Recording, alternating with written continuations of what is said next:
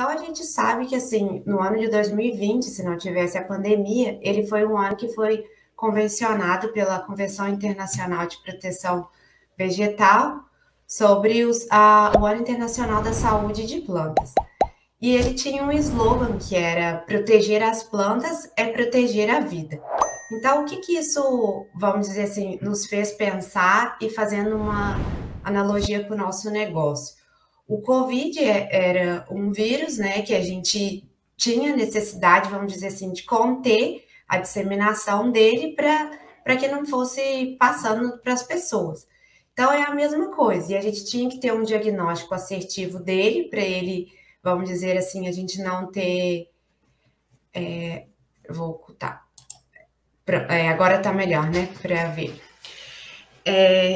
E aí, para ficar mais fácil, assim, vamos dizer, a gente tinha que diagnosticar o COVID para ter certeza que não era uma gripe e ter certeza que realmente a gente estava lidando com outro vírus. Então, a gente tinha o intuito de prevenir e disseminar essa praga, que seria esse vírus, de forma que de adotar medidas de controle. A gente, primeiramente, usou máscaras, usou, vamos dizer assim, outras ferramentas, o álcool em gel, ficamos em casa. Então, tudo isso foi o que a gente entendesse uma forma para estar tendo um diagnóstico assertivo para estar evitando disseminação da praga. E o laboratório, ele atua exatamente nessa linha, como que o professor falou. A gente tem um laboratório que o carro-chefe hoje é o diagnóstico fitossanitário.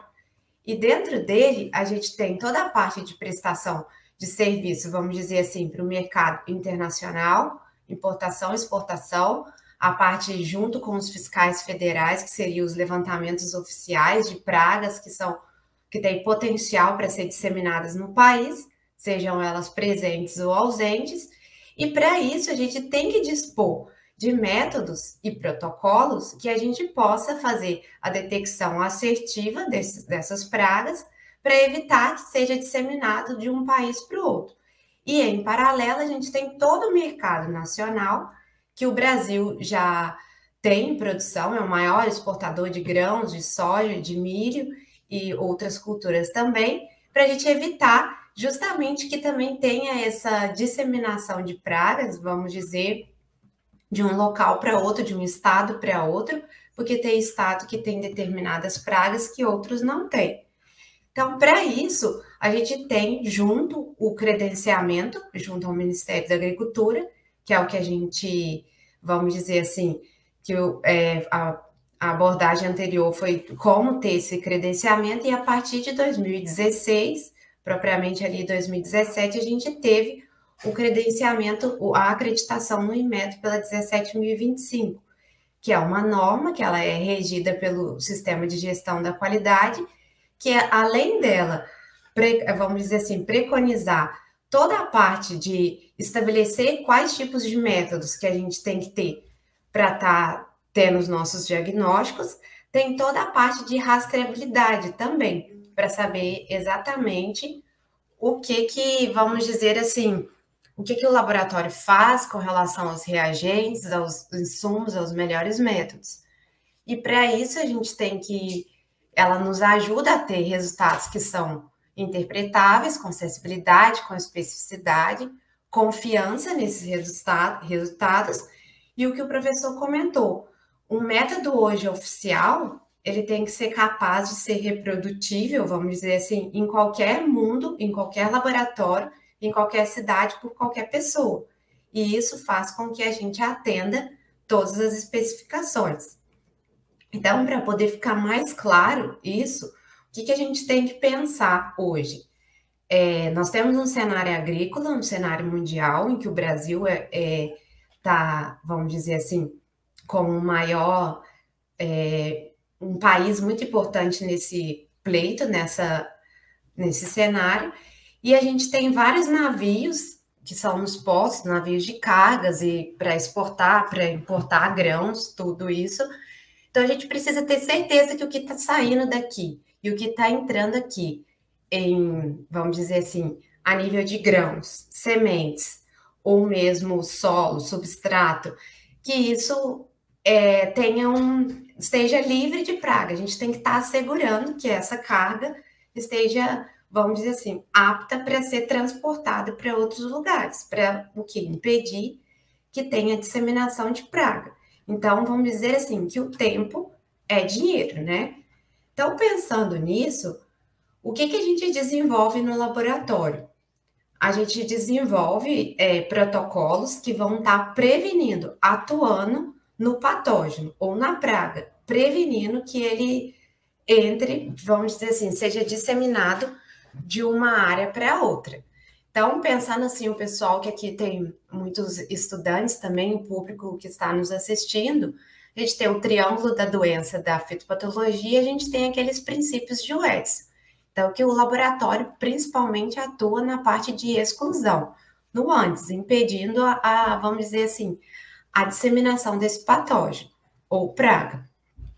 Então, para isso, hoje lá nós dispomos de vários métodos. E o que vai depender na escolha desse método?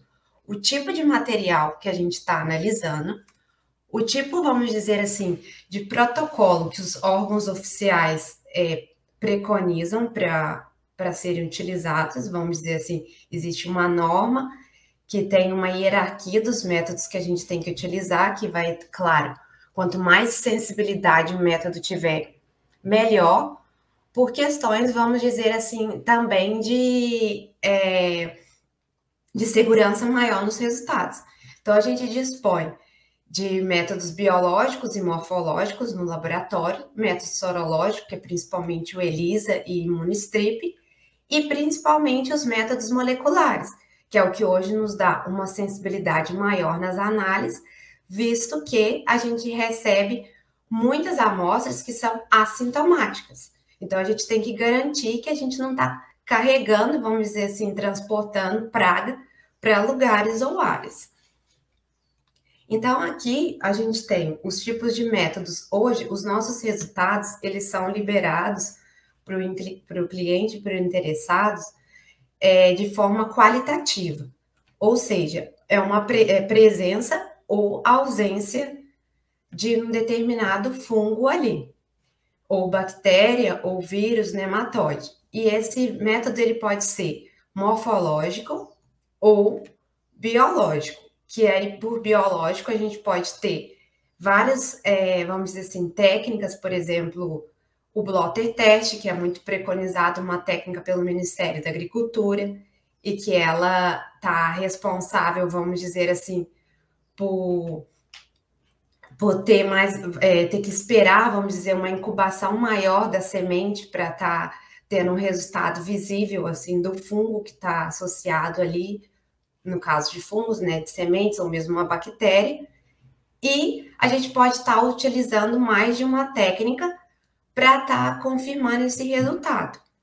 E da mesma forma, a gente dispõe hoje de métodos quantitativos, que a PCR em tempo real, ela é uma PCR quantitativa, e ela pode estar, vamos dizer, associada aos biológicos, que a gente tem como quantificar, né, os organismos, os inoculantes por agentes por controle biológico, que são as unidades formadoras de colônia, então você consegue verificar ali quanto daquele organismo está presente em determinado produto comercial ou mesmo nos on-farms, e também a parte da molecular, na qual a gente quer pular todas as etapas da, vamos dizer, da microbiologia, fitopatologia básica, e a gente não quer esperar um tempo de incubação para os organismos, no caso de bactérias e fungos, que são cultiváveis, e a gente precisa assegurar que, vamos dizer, que aquele material está livre para ser comercializado.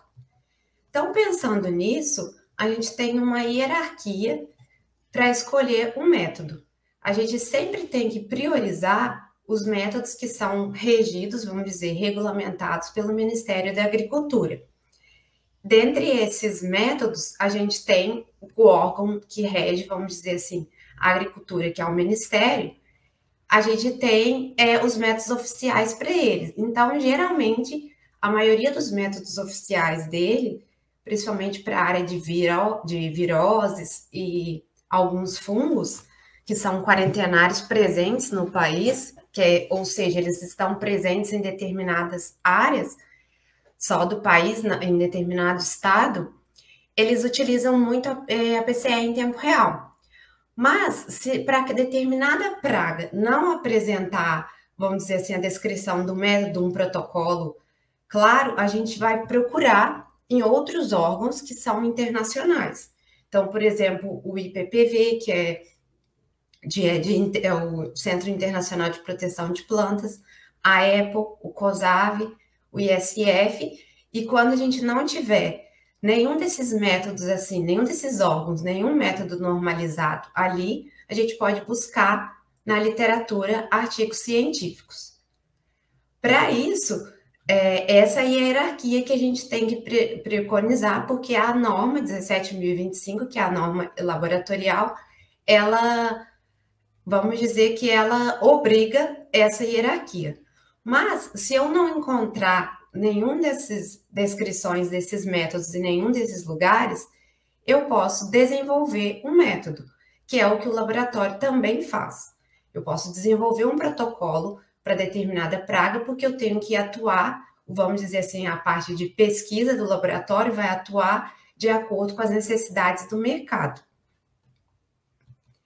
Então, aqui, para vocês entenderem, por exemplo, quando teve todo o problema da pandemia, a gente precisou de métodos rápidos para que pudesse conter, vamos dizer assim, a infecção ou a disseminação do vírus. E o método oficial para o COVID é a PCR em tempo real. É uma RT, que é PCR, porque é um vírus, o COVID é um vírus, que é um coronavírus, que é um vírus de RNA. Logo, ele precisa de uma transcriptase reversa para poder estar fazendo a síntese, a conversão do RNA em DNA e a ataque polimerase possa estar atuando. Então, pensando nisso, esse método ele foi, vamos dizer assim, instituído pelo Centro de Desenvolvimento de Controle e Prevenção do CDC dos Estados Unidos. Então, ele é um método oficial. Pensando nisso, vamos dizer assim, por que a gente tem que usar um método com uma grande sensibilidade e por que usar a PCR em tempo real? A maior, vamos dizer, porta de entrada hoje de patógeno no país e até mesmo a nível de estado são as sementes e as mudas. Então, se a gente garantir que é o órgão propagativo, vamos dizer assim, das plantas, se a gente garantir que eles estejam livres desses patógenos, a gente garante segurança alimentar, protege o ambiente, porque quando a gente faz o direcionamento e a detecção desses patógenos em sementes e mudas assintomáticas, a gente diminui a possibilidade de estar fazendo muitas aplicações químicas no campo.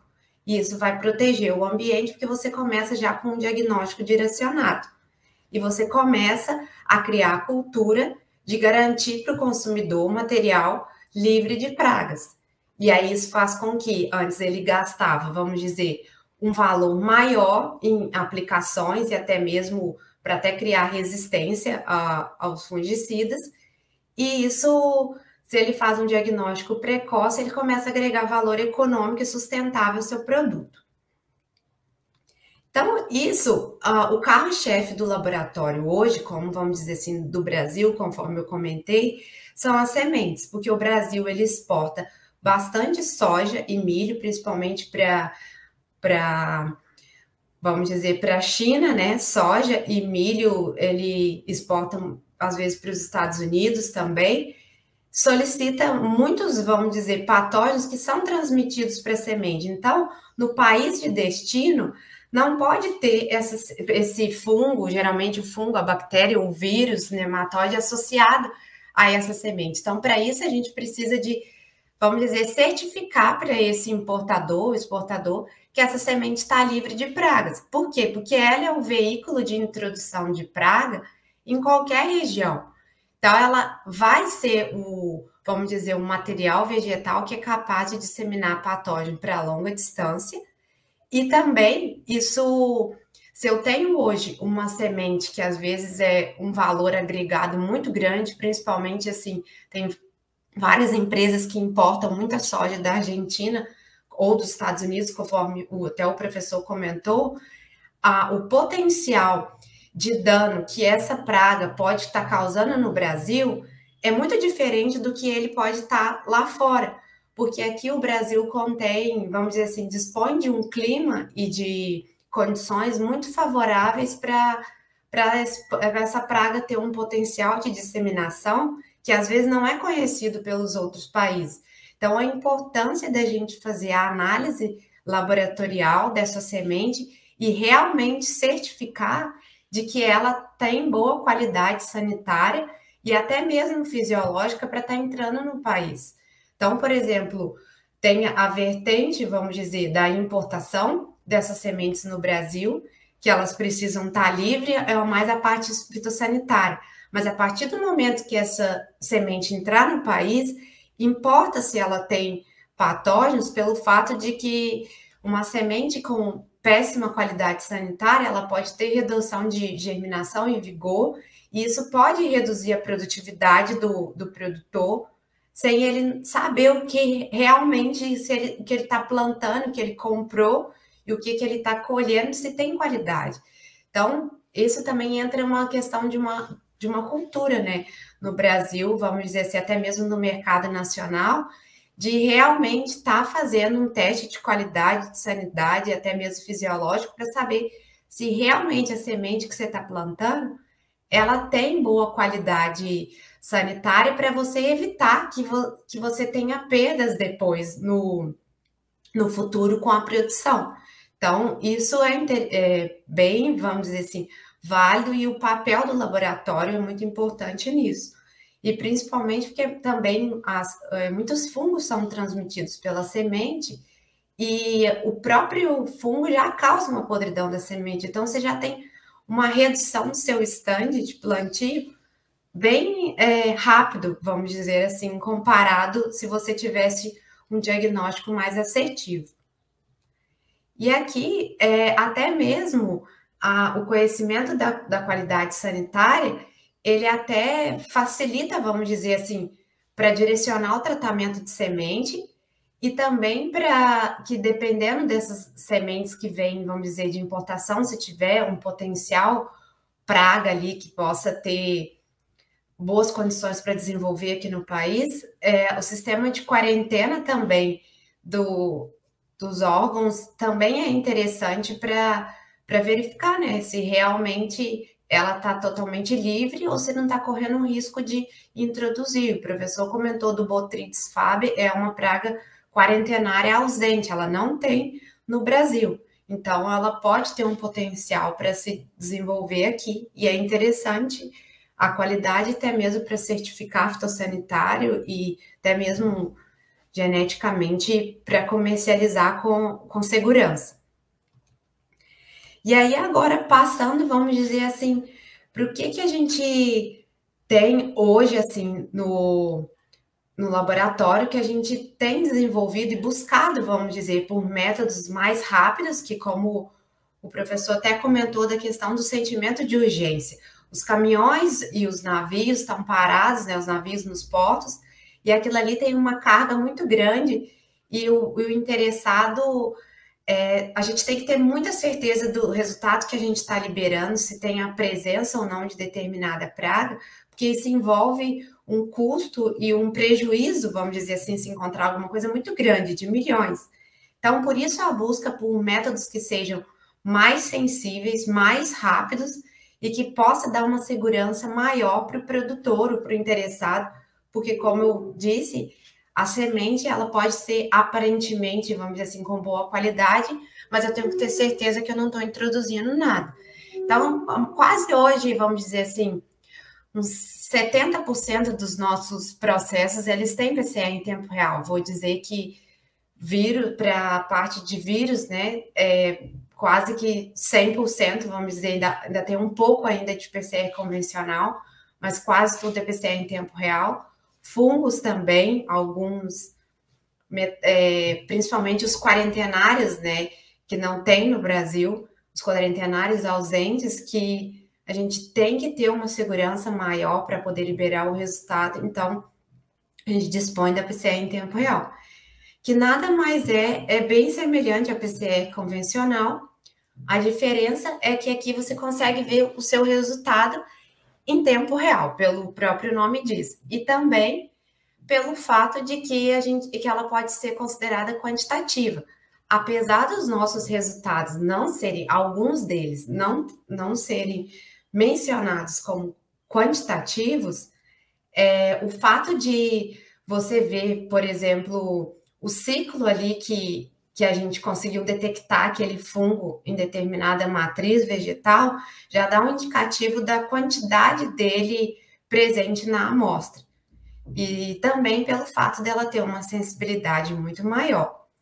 Então, a PCR amplifica da mesma forma um fragmento de DNA de interesse e produz várias cópias, como é convencional, e à medida que esse DNA vai sendo amplificado, a fluorescência cresce proporcionalmente. Então, por isso que você consegue ver na tela, vamos dizer assim, no termosclador, a presença de curvas já.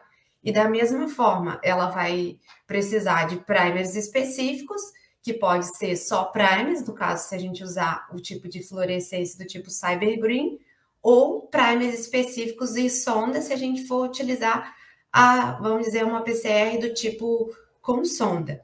E o Master Mix, da mesma forma, ele vamos dizer assim, comercializado e ele tem ataque, tem os ingredientes, só que diferente da convencional, ele já é um Master Mix, ele já tem um fluoróforo ali. Então, ele já tem já vem pronto para ser utilizado diretamente na PCR. Porque às vezes a convencional você tem que pipetar cada ingrediente, ataque, DNTP, o cloreto separado, vamos dizer assim, uma PCR convencional bem caseira. E na tempo real, não, você não tem esses ingredientes separados. Então, isso também é uma forma que acelera mais o processo ali quando você tem várias amostras para fazer ao mesmo tempo. Então, vamos dizer assim, empiricamente vai ter uma relação quantitativa entre a quantidade inicial de DNA da amostra, né, do seu organismo alvo que você está querendo detectar, e a quantidade de produto após um número de ciclos. Geralmente, o número de ciclos dela é maior do que uma PCR convencional. Geralmente, a gente usa 40 ciclos, mas tem PCR, vamos dizer assim, para fungos ou micetos, principalmente para Phytophthora soja, que são 50 ciclos. Isso vai de cada, vamos dizer assim, da etapa de validação desse protocolo dentro do seu laboratório. Então, aqui, só para poder relembrar, não vai ser um intuito, vamos dizer assim, da nossa conversa, mas a forma, o tipo de PCR que a gente vai usar, ela impacta bastante nos nossos resultados. Então, por exemplo, hoje a gente tem dois tipos de PCR, a que utiliza Cyber Green e a que utiliza TACMER. Então, qual que é a diferença entre as duas em questões de custo, de sensibilidade, de utilização? O que tem, vamos dizer assim, de diferente? Hoje, no laboratório, a gente tem materiais e protocolos que a gente tem os dois tipos de abordagem. Porém, o que vai definir se vai usar cyber ou sonda conforme o protocolo oficial que descreveu isso. Se não tiver, vamos dizer assim, descrição de protocolo, caso o laboratório queira desenvolver um protocolo para determinada praga, a gente sempre prioriza a utilização de TACMER, porque ela é mais específica. Por quê? Porque aqui, conforme vocês podem observar aqui, a gente tem nas duas, a mesma coisa, na PCR em tempo real, as 3 etapas, desnaturação, anelamento e extensão.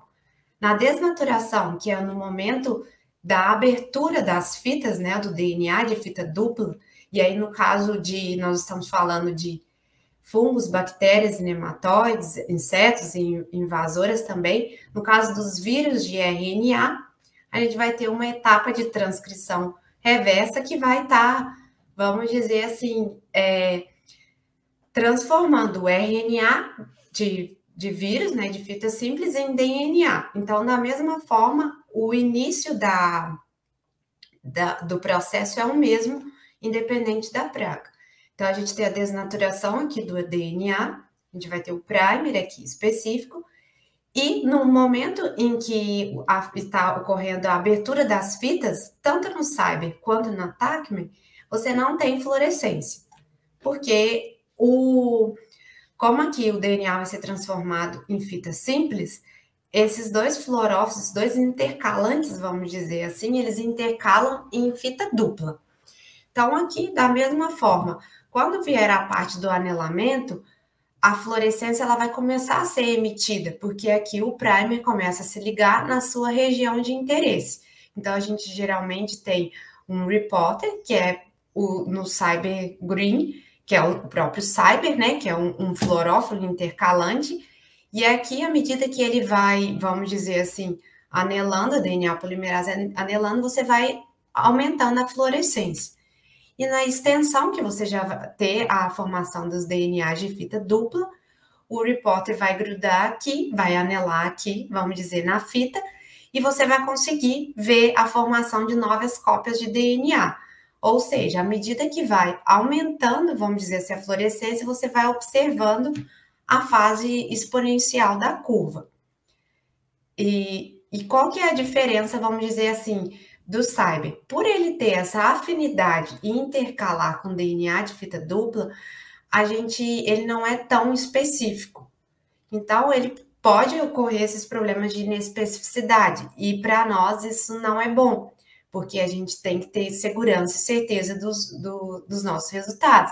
Então, por exemplo, se eu tiver uma contaminação de qualquer fragmento de DNA no laboratório, ele pode amplificar, mas aí eu vou posteriormente demonstrar para vocês os estudos de caso, vamos dizer assim, os problemas, as soluções, os desafios que a gente tem no laboratório, que a gente pode estar, vamos dizer assim, analisando criticamente cada tipo de situação, para sempre estar buscando um resultado mais seguro e mais confiável.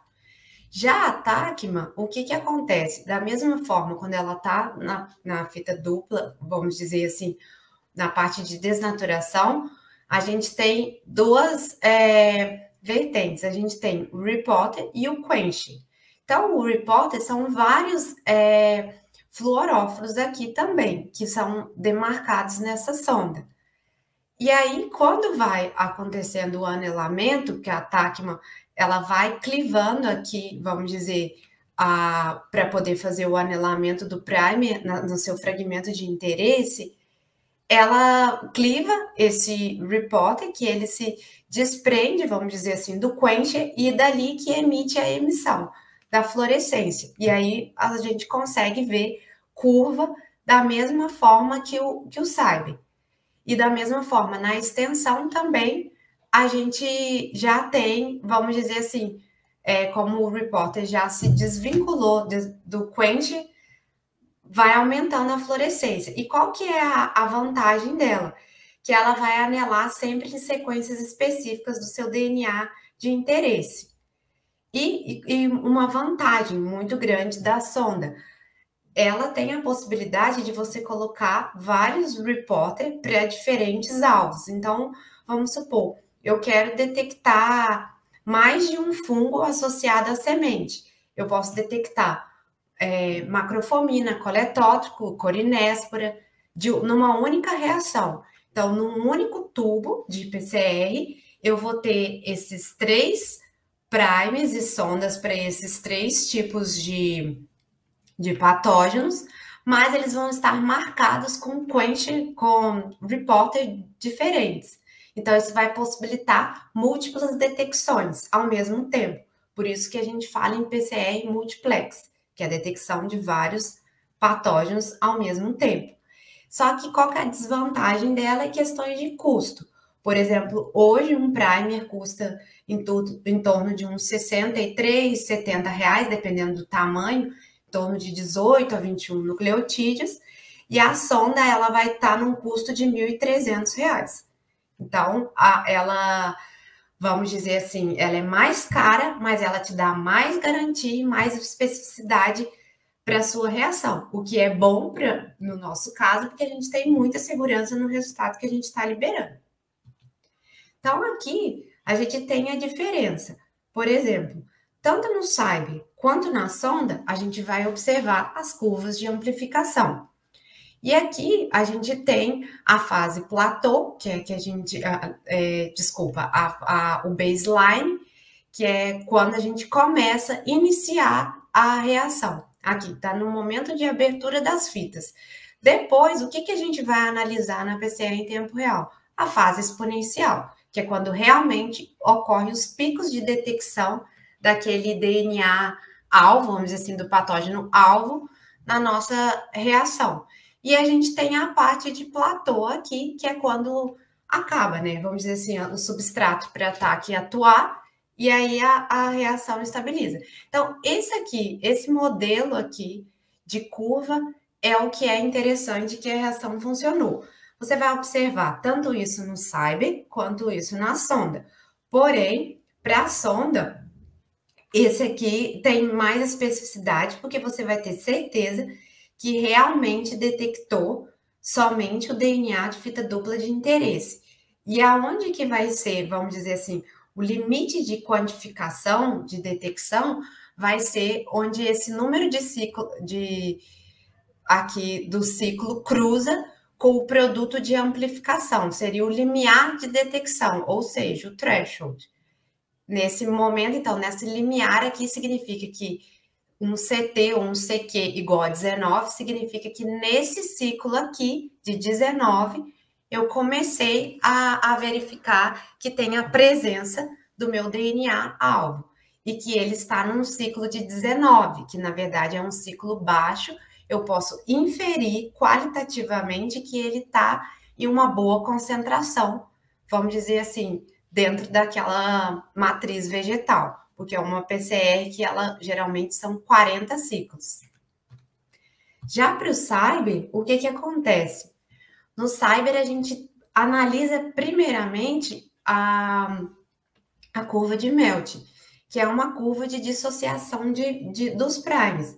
Quando ela tem um pico único, significa que eu tive um único produto de amplificação, o que é ótimo, porque significa que a minha PCR foi específica e eu só estou detectando o meu organismo-alvo. E em paralelo, como eu falei para vocês que ele tem uma certa inespecificidade, eu preciso avaliar certos controles negativos para saber se eu não estou tendo uma amplificação cruzada. Então, geralmente, esses controles negativos e até mesmo, vamos dizer assim, os dímeros, que é quando o primer anela nele mesmo, eles vão apresentar essa curva à esquerda do interesse, da curva de interesse do alvo. E geralmente a temperatura de anelamento é esse aqui, é o maior pico na metade da curva, porque como o primer ele tem que dissociar para os dois lados, então por isso metade e metade. Então a temperatura aqui no meio é a temperatura de melt. E quanto maior esse pico, significa que qualitativamente eu tenho um maior produto de PCR. Então eu tenho uma boa quantidade de DNA que está amplificando. Pensando nisso, a gente começa a, vamos dizer assim, a criar quais os tipos de estratégias e de, vamos dizer, o que a gente precisa para ter, assim, garantia total do nosso resultado. Fazendo um resumo disso. Quais que são os padrões que a gente vai precisar para PCR em tempo real? Então, isso foi o que o professor comentou. Nós vamos estruturando o laboratório, já que a gente tem uma ISO 17025, que ela vai nos dar, vamos dizer assim, a base e o direcionamento para todos os nossos passos. Então, hoje a gente conta no laboratório com um setor de material de referência interno. A gente tem uma coleção, que é uma coleção, vamos dizer, de agentes biológicos, que ela é comercial, mas a gente tem um setor que faz a manutenção dos materiais de referência para nós. O que é isso? São os nossos controles positivos. Para hoje, eu fazer uma PCR em tempo real, eu tenho que ter certeza de que eu estou fazendo a detecção do meu alvo de interesse. Para isso, eu preciso de um padrão, preciso de um comportamento, de um controle, para eu vamos dizer assim, ter um comparativo com relação a ele.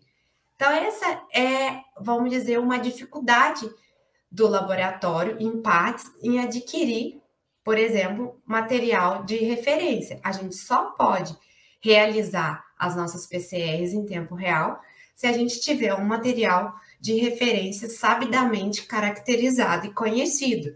Então, isso vai nos dizer assim, tanto para pragas quarentenárias presentes quanto para pragas quarentenárias ausentes. Então, isso é muito importante a nossa, vamos dizer assim, o nosso credenciamento no Ministério, porque a gente consegue ter esses materiais, porque a gente tem o credenciamento e a gente tem uma acreditação na norma que nos possibilita ter esses materiais guardados para utilizar como protocolo, como vamos dizer assim, o padrão da reação.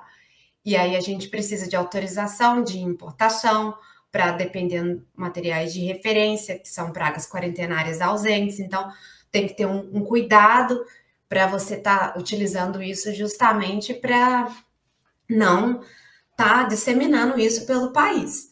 Então, o mais importante é, a partir do momento que eu defini o método, seja ele a PCR em tempo real, isso vale também para métodos biológicos, morfológicos, tudo eu tenho que ter um padrão material de referência. Eu preciso definir o meu organismo-alvo, que eu vou estar detectando. Então, um exemplo. Se hoje eu quero detectar o Botrytis fab, que é uma praga quarentenária ausente, um fungo, proveniente de soja da Argentina, eu preciso ter um controle positivo de Botrytis, porque eu preciso ver o comportamento dele na minha reação de PCR, para eu fazer o comparativo da minha amostra, que é a escura, né, que eu não sei se tem ou não assintomática, e verificar se ele amplifica no mesmo padrão.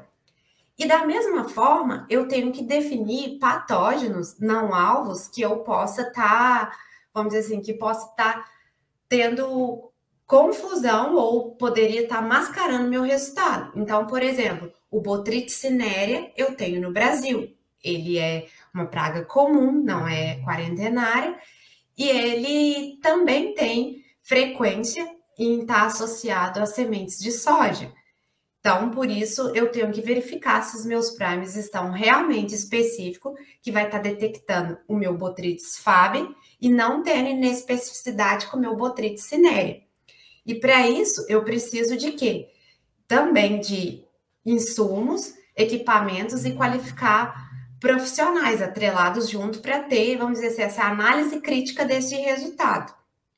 Então, por exemplo, aqui eu preciso de, vamos dizer, equipamentos que estejam calibrados. E aí, por isso, entra a norma.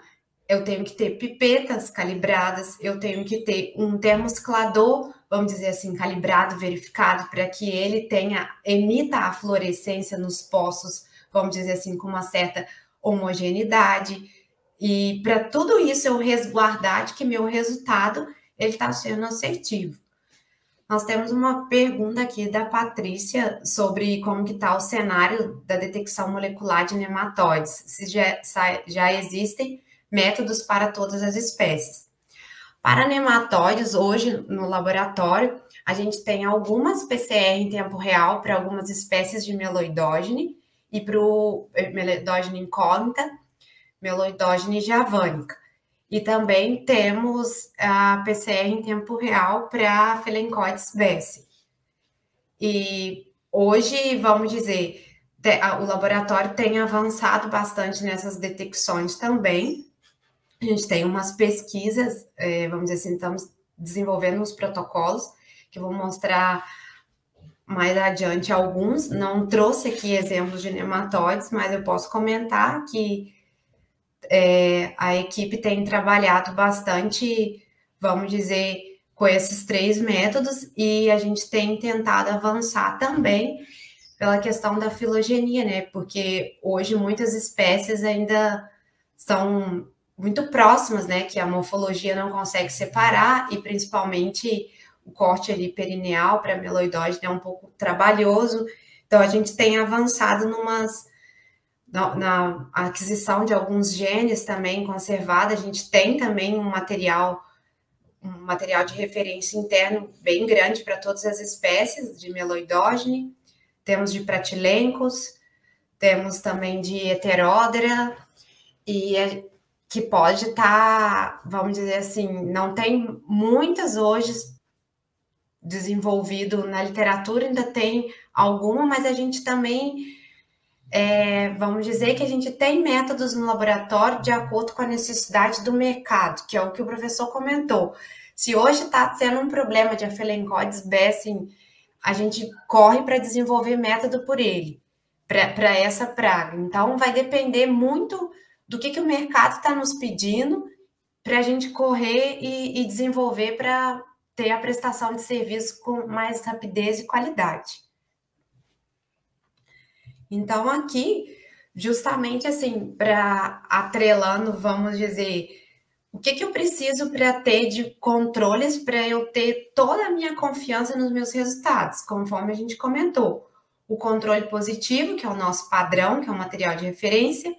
A gente pode ter ele, vamos dizer assim, em cultivo puro, que é principalmente para nematóide, que a gente, hoje nós ainda temos, ainda tem a etapa, vamos dizer assim, de extração dos nematóides da matriz vegetal e o indivíduo, né, puro, a gente faz a PCR dele, mas claro que hoje a gente já tem outras tecnologias também que a gente tem buscado com relação ao NGS, né, para não precisar de tentar fazer essas extrações, né, do indivíduo, mas isso são protocolos ainda que ainda estamos desenvolvendo. E também a gente pode ter, vamos dizer assim, que é o que a gente mais tem no caso de um laboratório de detecção, que é o patógeno associado à matriz. Então, por exemplo, a gente tem o stenocarpella associado à semente de milho, o botrytis associado à semente de soja. Então, a gente ainda tem a matriz, assim, que é importante também, porque a matriz também não pode ter reação cruzada na PCR.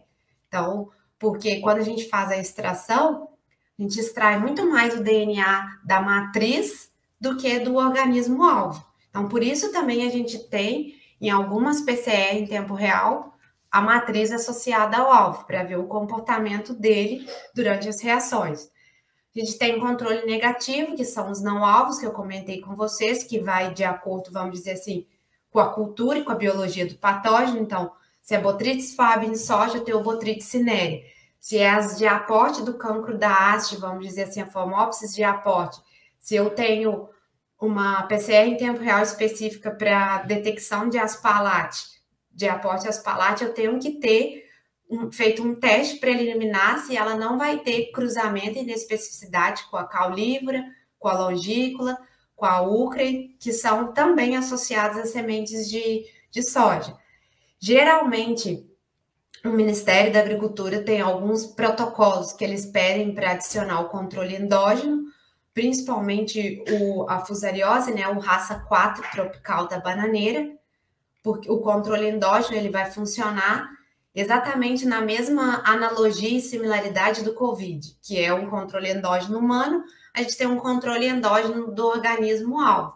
Geralmente, para fungos, a gente tem a actina, fator de elongação, gene mitocondrial. Para plantas, a gente tem também um gene mitocondrial, que é o NATK, o MTK.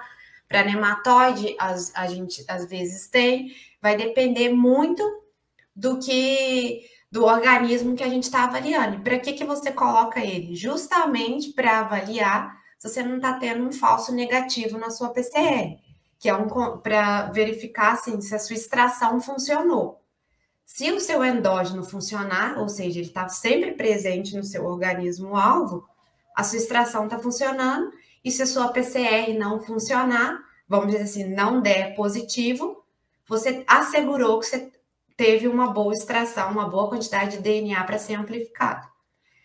Hoje também a gente coloca nas reações o branco da extração e o branco do ambiente, que é para justamente, principalmente nos processos de cyber green, mas o de sonda também a gente coloca, que é para ter certeza de que os seus reagentes não têm nenhum tipo de contaminação. Porque como eu havia dito, se o cyber ele tem afinidade com fita dupla, se houver uma contaminação com fita dupla, você já sabe que não veio do seu reagente, que provavelmente o que você está detectando é realmente seu organismo-alvo.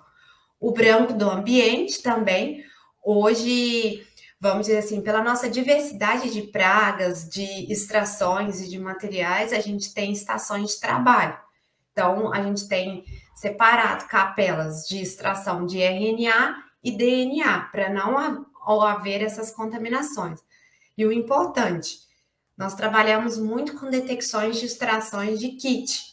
E a gente sabe, se a gente quiser, vamos dizer assim, que todos os kits, eles extraem tanto DNA quanto RNA. Claro que com a finalidade de cada um vai ter a concentração menor do outro. Por exemplo, um kit de extração de RNA é para RNA, porém ele pode extrair um pouco de DNA, se você não tratar com DNA.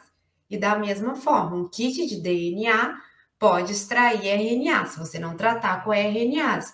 Então, para não haver esse tipo de também de contaminação, a gente faz o branco do ambiente de extração. Então, e aí por isso nós tomamos um cuidado maior de estar separando. Então, o laboratório hoje, a biologia molecular, ela é segmentada em 4 ambientes, que é a parte de extração, separado DNA e RNA com as estações de trabalho. Depois a gente tem uma estação de trabalho só para poder fazer a pipetagem, vamos dizer assim, dos master mix. Lá não vai a amostra, vai só os reagentes da PCR, que é o branco da extração, que é, vamos dizer assim, eu estou assegurando que eu não tenho nenhuma contaminação na minha parte de extração, e para eu assegurar a minha parte de reação, eu também coloco um branco da reação, que é os ingredientes, vamos dizer assim, da PCR. E depois eu tenho a parte que eu faço a pipetagem das amostras. Então, lembrando que a gente não trabalha, vamos dizer assim, só com um tipo de patógeno, né? Vários, então ali são vários DNAs e RNAs, vamos dizer assim, de vários patógenos ao mesmo tempo. Então, a gente tem uma sala separada só para pipetar a amostra. E depois a sala propriamente com os equipamentos. Nós dispomos hoje de 3 termocicladores de tempo real, 2 da Applied e 1 da QIAGEN. E provavelmente a gente vai estar adquirindo um novo, que é também com uma capacidade maior de 96, que é o que a gente tem, 96 amostras de corrida. E é tudo isso conforme o quê? O mercado, a demanda. Se está aumentando, há necessidade de comprar mais para poder sempre estar dando, vamos dizer assim, um sentimento de urgência, dando resultado mais rápido para, vamos dizer assim, garantir a confiabilidade maior dos resultados por uma técnica que é super específica, e também para a fidelização do cliente também, né? Porque ele está lá no porto com a carga parada, necessitando fazer os trâmites comerciais. Então, aqui eu comentei com vocês que os nossos resultados, a maioria deles, grande parte, uns 80, 85%, são qualitativos. Porém, a gente tem a possibilidade de liberar, vamos dizer assim, resultados quantitativos, principalmente pela parte dos biológicos, que hoje o cliente tem interesse em saber quanto de unidades formadoras de colônia tem num produto comercial deles. E também a PCR em tempo real, propriamente diz, já é quantitativa. O que isso nos permite mexer com esse método quantitativo? Trabalhar sensibilidade, especificidade, acurácia, precisão e repetitividade, reprodutibilidade e o limite de detecção. E, principalmente, o cycle threshold para ver realmente qual que é o ciclo ali que foi o limiar de detecção daquela praga na amostra. Só que o que eu estou querendo dizer com esse slide? Quando a gente tem uma norma, vamos dizer assim, que rege, que direciona as diretrizes do laboratório, a gente precisa garantir que os nossos métodos tenham RP e repro, porque é o que o professor comentou anteriormente. O laboratório X fez a detecção, o laboratório Y tem que fazer o mesmo tipo de detecção se o método é o mesmo, fazendo uma analogia com a Covid. Eu sou positiva para Covid no método oficial em Porto Alegre. O Silvino tem que ser positivo para Covid em Lavras também. No caso, a gente vamos dizer assim, no caso da Covid, o método oficial é a PCR e ele tem qualidade e, vamos dizer assim, ele é um método qualitativo, né, para dizer se você tem ou não o vírus, que é o mais rápido, e também os pesquisadores têm utilizado para ver, vamos dizer assim, o CT ali, qual o ciclo que a pessoa está com CT de 33, a pessoa está no 18, então ela está no início da infecção, ela está no meio, ela está no final. Então, é uma informação, vamos dizer assim, importante, porque foi uma medida rápida para conter as pessoas dentro de casa, né? Então, isso para nós também acontece. O método que a gente utilizar e o método mais importante que a gente desenvolver, ele tem que ter reprodutibilidade e RP em qualquer situação, independente do laboratório e independente da pessoa que está executando. Para isso, você começa a garantir com esses parâmetros que você está realmente indo numa linha de diagnóstico correta. Então, você vai sempre o quê? Se um método ele tem uma alta sensibilidade, ou seja, ele vai ser capaz de detectar o Botrytis fab na semente de soja. Ele não vai ser capaz de detectar o Botrytis cinerea. Por quê? Porque ele está detectando amostras verdadeiramente positivas. Então, daí surge o conceito. Quando o Inmetro vai auditar, nas nossas auditorias, vamos dizer assim, recorrentes, é uma auditoria mais relacionada, tem processo, mas tem auditoria relacionada ao tipo de método para aquele, vamos dizer, para aquele determinada praga, ele vai nos perguntar quanto de especificidade, sensibilidade, acurácia, RP e repro tem seu método. Tá aqui o resultado. Tem tanto. Por quê? Porque eu já fiz todos esses testes, vamos dizer, testes preliminares, para desenvolver o protocolo ou verificar um protocolo do Ministério já desenvolvido no laboratório e, com certeza, ter muita segurança no laudo que eu estou emitindo. Então, aqui, se um método é específico, você sempre vai detectar a amostra verdadeiramente positiva quando o seu material de referência está, vamos dizer assim, rodando junto na reação. Se o meu controle positivo, que é o meu material de referência, certificado, ele apresentou curva, significa que a minha reação funcionou. É o meu padrão de comparação que a reação está funcionando. Porém, se a minha amostra teve uma curva semelhante, uma amplificação ao meu controle, aquela minha amostra é positiva. Se os meus controles negativos, que no caso vão ser aqui, os meus controles negativos, que é eu consegui detectar o Botrytis fab e não a cinerea não amplificar, da mesma forma que meus brancos da extração, meu branco do ambiente não amplificar, eu tenho segurança no meu resultado. Ou seja, o meu método está sendo altamente sensível, que foi capaz de detectar o que eu quero, com o primer que eu quero, e ele foi altamente específico, porque ele não teve nenhuma amplificação em brancos de extração e nos meus controles negativos e também nos meus não alvos, que é o que eu não tenho interesse de detectar. Aí, o ideal é que um método seja 100% sensível e tenha 100% de sensibilidade, 100% de especificidade. Mas pode acontecer que ele não seja assim. Então, eu começo a detectar falsos positivos e falsos negativos. E aí, isso vai denominando o quê? A minha acurácia do meu método. Se eu estou 100% sensível, 100% específico, eu estou 100% acurado. Porém, se eu estiver 95% sensível e 100% específico, a minha acurácia vai estar relacionada ao quê? A minha possibilidade de ser sensível e específica. Então, eu começo a aumentar o meu número de falsos positivos e falsos negativos.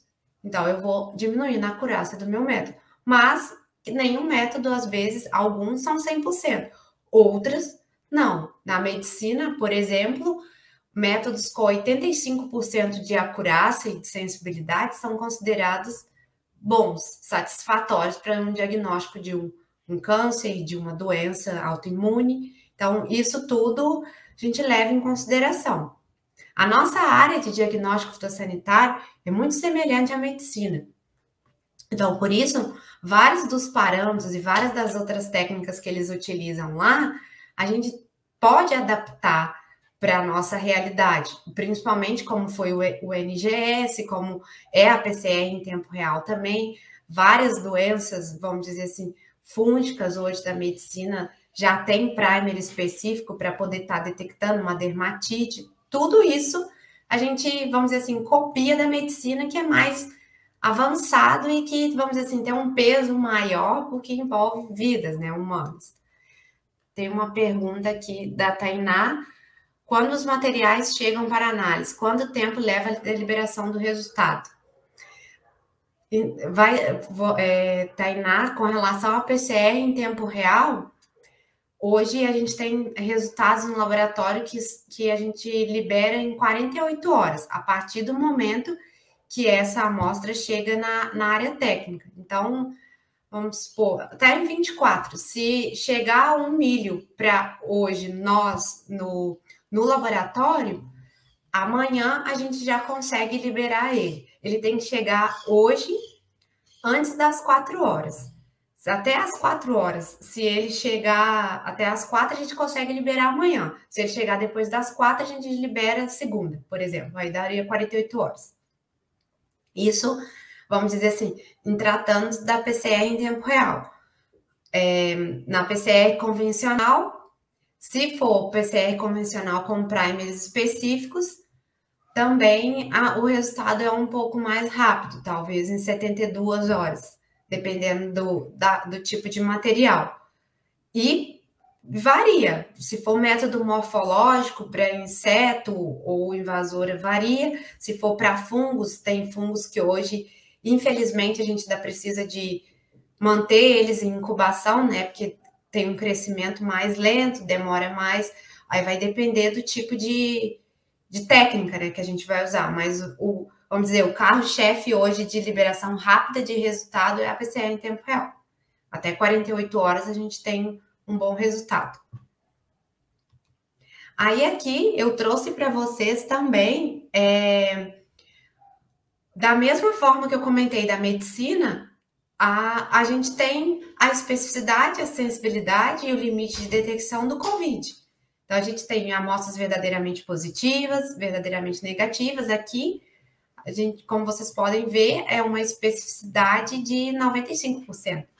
Porque a maior que 95%, eu tenho amostras, vamos dizer assim, pessoas positivas com o COVID. Então, é a mesma lógica de, vamos dizer assim, de liberação de resultado.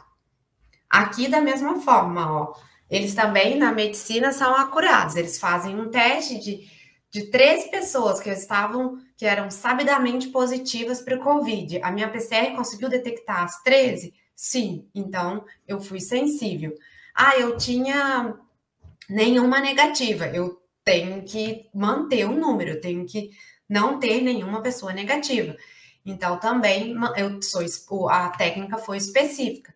Então, significa que teve aqui 100%, vamos dizer assim, de detecção de amostra verdadeiramente positiva e 100% de detecção de amostra verdadeiramente negativa. E aqui, provavelmente, não nesse estudo, para ter 95%, vamos dizer assim, de confiança, significa que a amostragem aqui foi em 104 pessoas. Então, é a mesma lógica da medicina. Antes da gente implementar a técnica da PCR em tempo real, a gente faz todos esses testes, que é a validação ou a verificação das técnicas, vamos dizer assim, no laboratório. E aí, o que eu trouxe para vocês, para conhecer um pouco vamos dizer assim, dos nossos desafios, ou mesmo aprendizado, é que os estudos de caso do laboratório, que eu ia dizer assim, nós somos um laboratório hoje que é prestação de serviço. Porém, todo serviço, para ele ter excelência e qualidade, ele tem que passar por uma pesquisa. Então, durante, vamos dizer, 8 anos que eu estou no laboratório, de 2015 até, vamos dizer, até março desse ano, eu estava responsável como analista responsável pelo setor de micologia do laboratório. E aí, esse ano, eu tive a oportunidade de assumir o setor de pesquisa, justamente para poder, vamos dizer assim, acelerar as demandas que o mercado nos exige. O professor comentou da cigarrinha. A cigarrinha está sendo um boom agora no mercado. O que o laboratório pode fazer para estar, vamos dizer assim, fazendo um diagnóstico mais rápido desse complexo, né, de patógenos que está associado ali, que a cigarrinha pode transmitir? O que ele pode fazer de rápido para estar, vamos dizer assim, prestando um serviço mais rápido no mercado? A gente tem que buscar técnicas, buscar métodos, buscar inovação, buscar tudo que seja uma forma de ser rápido no que a gente está fazendo. E sempre, assim, ter sensibilidade naquilo que a gente faz. Então, aqui, como os estudos de caso e o que ele falou, hoje a gente não tem um setor propriamente estruturado para pesquisa, mas a gente tem as pessoas, que é de cada, vamos dizer assim, cada setor, cada área ali do laboratório. A gente tem a Tatiana, que é a virologista e que atua fortemente, vamos dizer assim, também no setor da pesquisa, contribuindo com o seu conhecimento da PCR, de ter a Luísa, a Aline, que assumiu a parte ali da micologia. Então, elas vão nos trazendo, como a Priscila, a Marisa, a Carol, também a Juliette, elas vão nos trazendo a demanda de qual área, da área delas.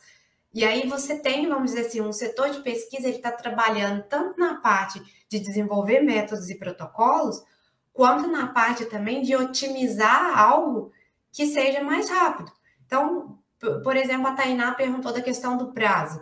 Hoje, se o laboratório faz uma técnica, vamos supor, de um fungo, que é um blotter, que demora 15 dias, por que eu não posso tentar reduzir se eu não consigo ter uma sensibilidade maior e garantir melhor, vamos dizer assim, a liberação do resultado para o cliente, para que ele possa tomar uma medida de controle mais rápida, ou mais rápido ainda, direcionar para ele qual o melhor tratamento de semente. Então, tudo isso vai depender da nossa demanda interna, do nosso mercado interno e da necessidade com foco no que o cliente está demandando. Porque não adianta hoje eu desenvolver um protocolo que não tem interesse nenhum no mercado, eu ficar quebrando a cabeça de que muitas das pessoas que estão assistindo já passaram pela parte acadêmica de mestrado, doutorado. A gente sabe o quanto vamos dizer assim, rápido, mas que não depende tantas vezes de nós ter uma pesquisa que funcione rápido e que a gente tenha resultado assim, sempre perfeito, sempre. Então, tem toda essa bagagem acadêmica que a empresa e o empresarial precisa de nós para poder estar resolvendo. E sempre com as pessoas, como o professor comentou, a minha rede de contatos é grande justamente porque eu não resolvo nada sozinho. É sempre buscando, vamos dizer, aprender um pouco com cada pessoa para poder estar ajudando. E da mesma forma, várias pessoas ali que passaram pelo laboratório, que passaram pelo setor, como a Larissa também comentou, as pessoas vão adquirindo experiência e contribuindo conosco também para que a gente possa crescer junto. Então, isso está sendo muito importante agora nesse novo, assumir esse novo cargo, que é contar realmente com a experiência de todo mundo.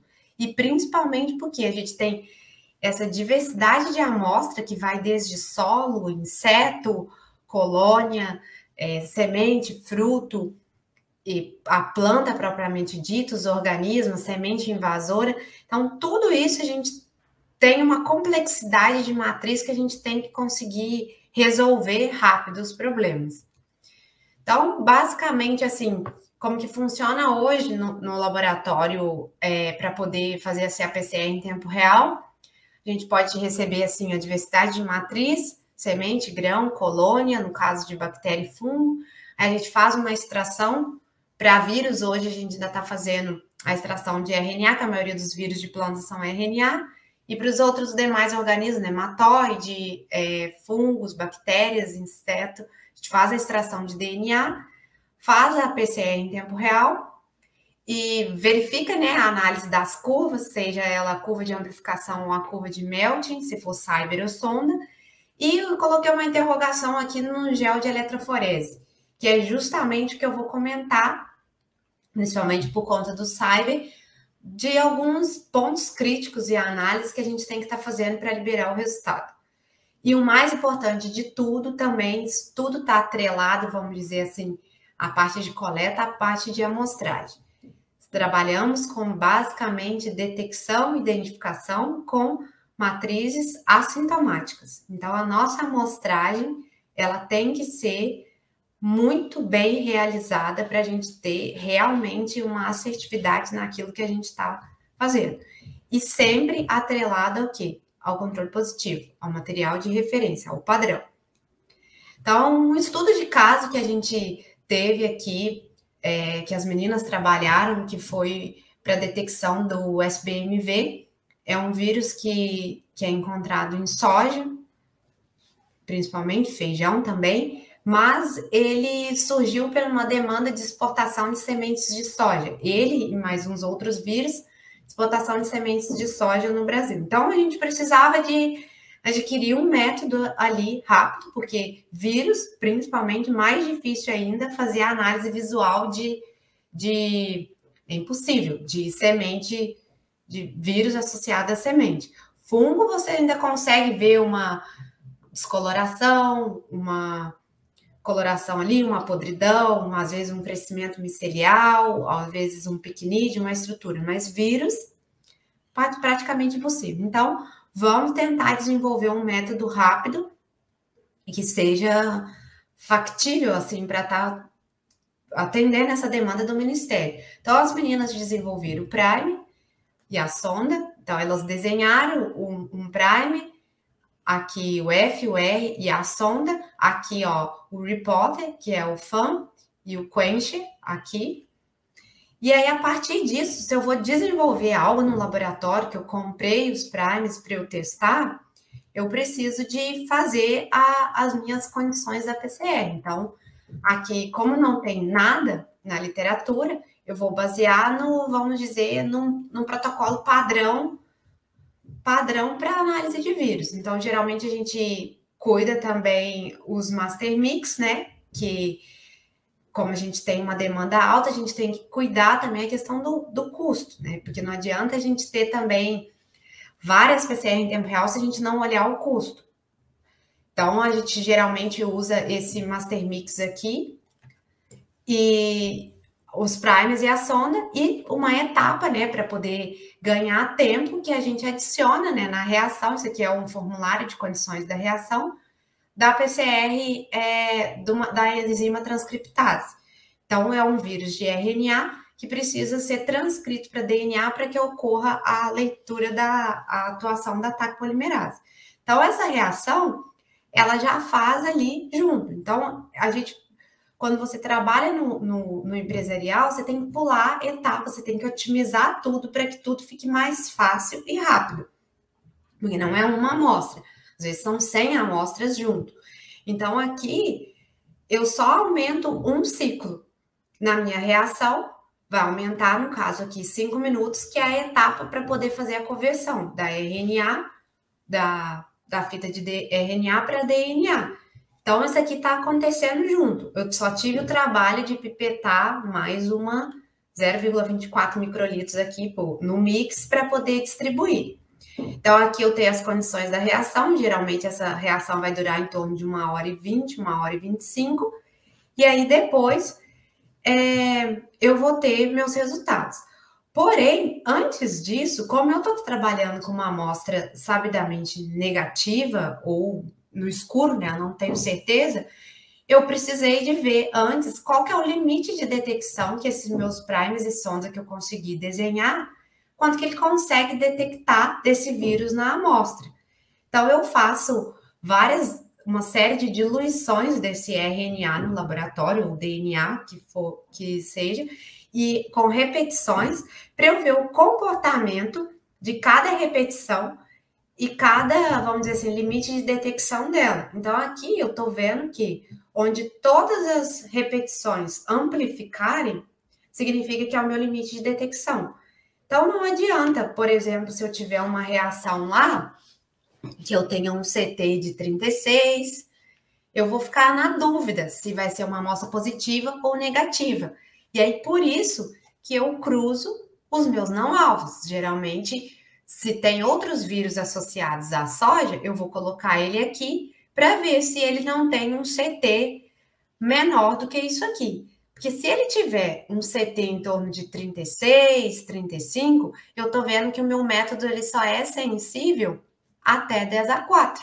10 a 5 eu já começo a ter amplificação de outros alvos. Então, eu não posso me comprometer a liberar um resultado de 36 positivo, porque pode ser que eu não estou amplificando o meu vírus de interesse, eu estou tendo alguma inespecificidade.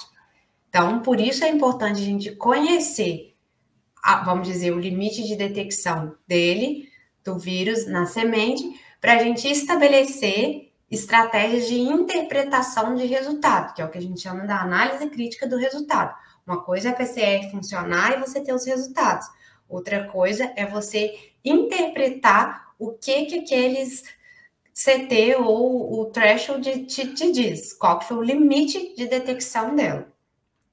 Então, para isso, a gente estabelece esses testes internos, nessa otimização desses protocolos, e a gente começa a ter valores, que a gente faz várias repetições, várias rodadas, e verifica que o limite de detecção dele foi 10 a 4, e aí provavelmente ele não teve nenhuma. Se ele não tiver nenhum cruzamento com não-alvo, aqui, ó, você pode estabelecer que o limite de detecção dele é 10 a 4, porém, até 40 ciclos a amostra é positiva. Então, tudo isso você vai fazendo uma análise crítica de resultado. Ó, mas aqui ele já teve, ó, 96% de especificidade. Então, significa que ele está tendo inespecificidade com outros vírus. Logo, eu vou ter que estabelecer um corte, que seria o cutoff, ou o CT de corte. Então, significa que o maior valor aqui que amplificou foi 35. Então, eu estabeleço um CT de 35. Então, todas as amostras menores ou iguais a 35 são positivas. As amostras que apresentarem valor de CT maior do que 35, ou seja, de 36 para frente, são negativas. E daqui você vai o quê? Abaixar, se diminuiu a sua especificidade, abaixa a sua acurácia, que é a soma desses dois parâmetros.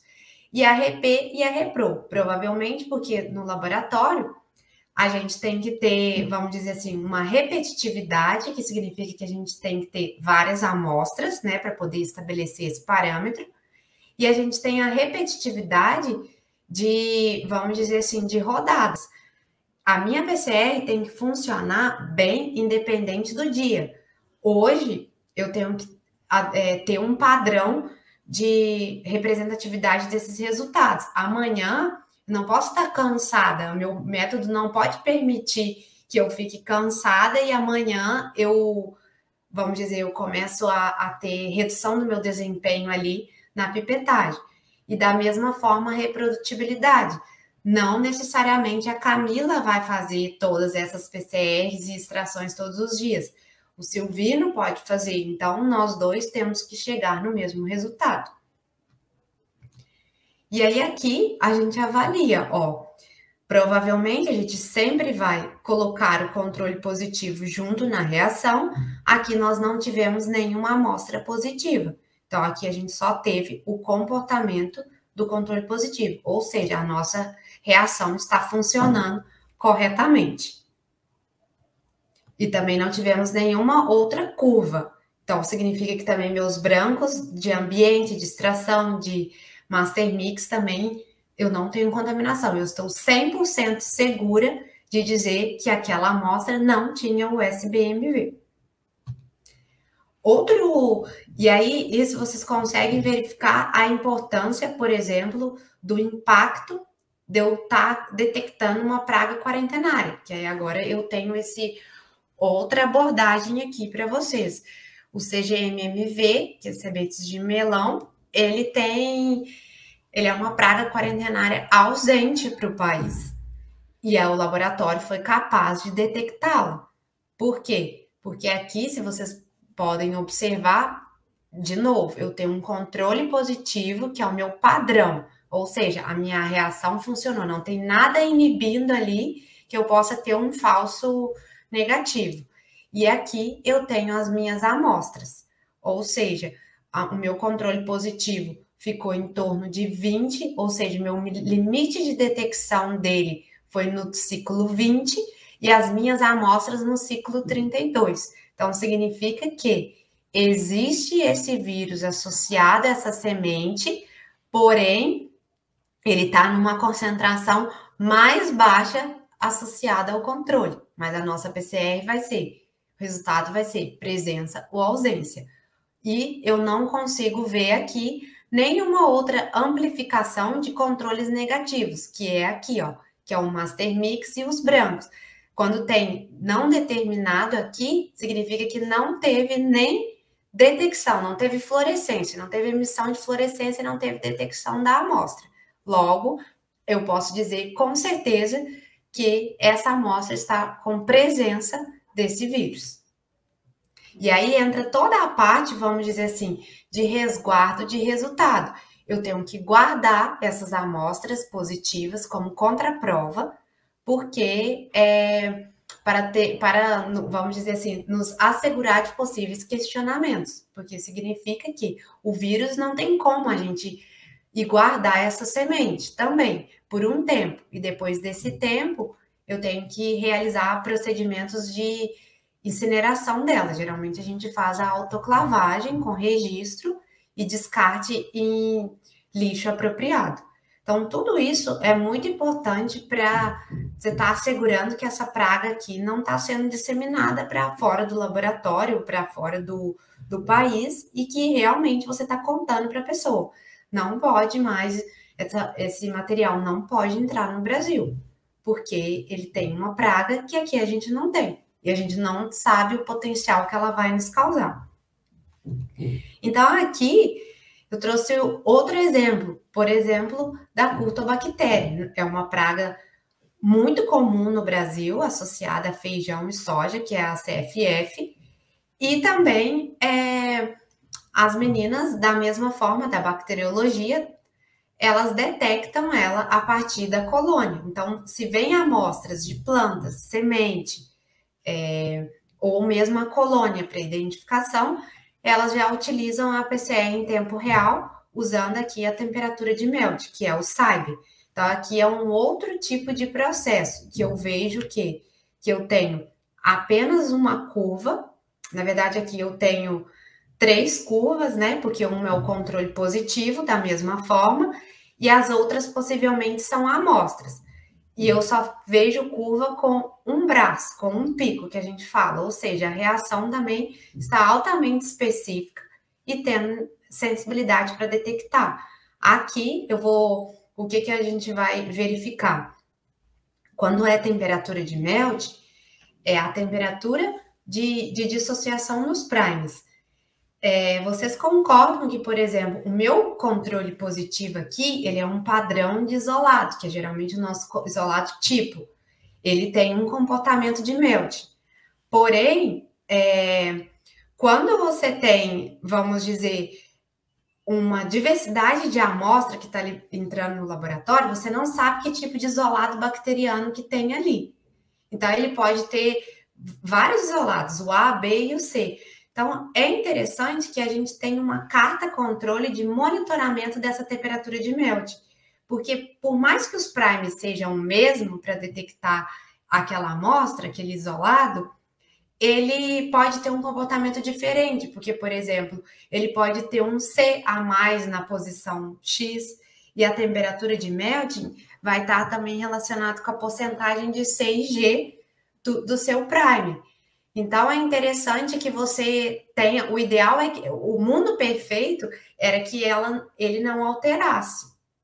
Então, mas ele pode alterar. Então, por isso que você tem uma carta de acompanhamento, para você ver ali qual que é o limite de alteração que ele fica.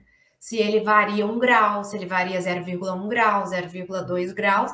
Isso ali vai te munindo de informações para estar melhorando e criticando melhor os seus resultados. Temos uma pergunta da Ana Carolina. Quando você incinera o material, é necessário encaminhar algum comprovante ao mapa?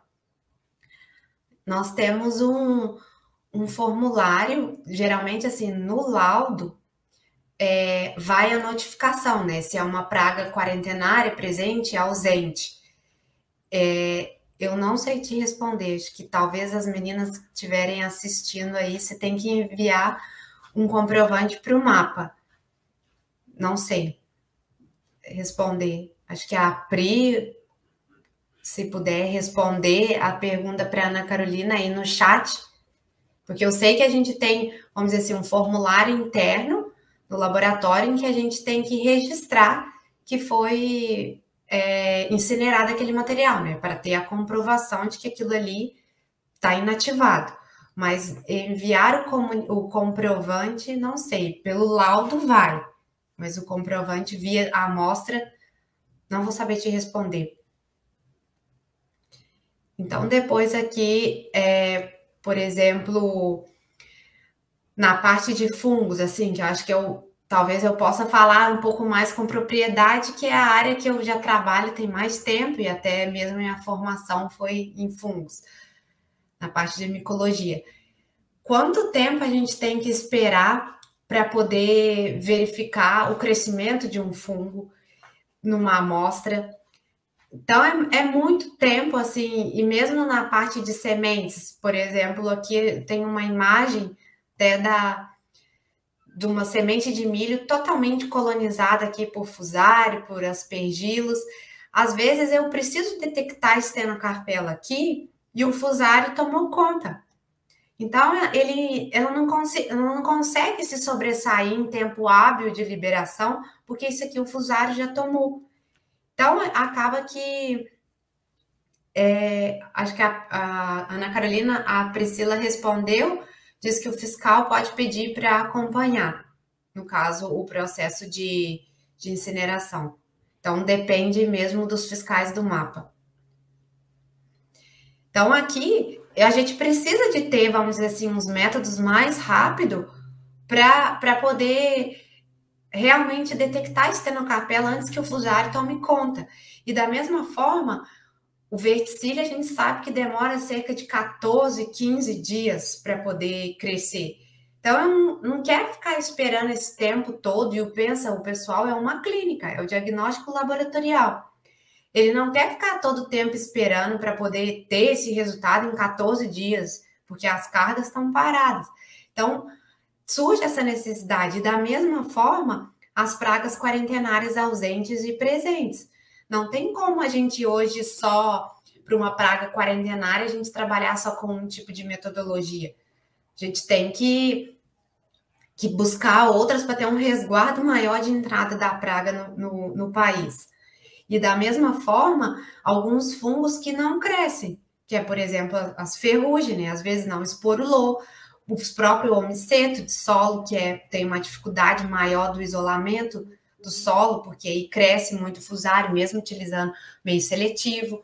A baixa quantidade, assim, de macrofomina, dos patógenos, especialmente os fungos, né, de solo, Pythium, Phytophthora, que tem muita dificuldade para isolar, então a PCR em tempo real veio para poder já fazer a detecção e identificação ali no solo.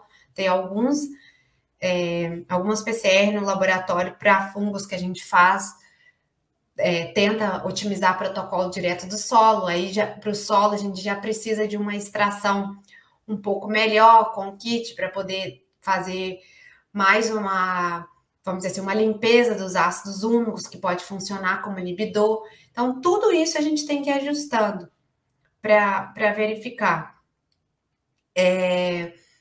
E aí tem também a parte da morfologia, que os fungos são muito parecidos morfologicamente, e aí tem a parte, vamos dizer, da filogenia, que hoje a gente terceiriza o sequenciamento e depois, quando volta para fazer as análises filogenéticas, a gente depende de um bom banco de dados, de uma boa, vamos dizer assim, tempo de trabalho, de estudo. Então, tudo isso a gente tenta, vamos dizer assim, não é que evitar, mas a gente tenta, no máximo, dar resultados mais rápidos.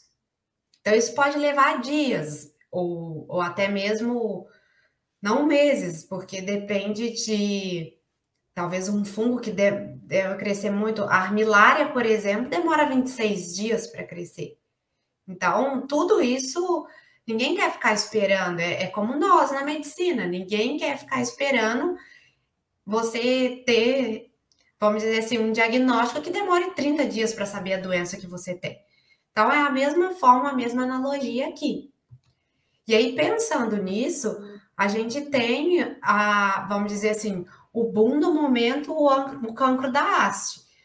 O mercado nos obrigou a ir atrás de metodologias mais rápidas para resolver o problema da diferenciação das espécies.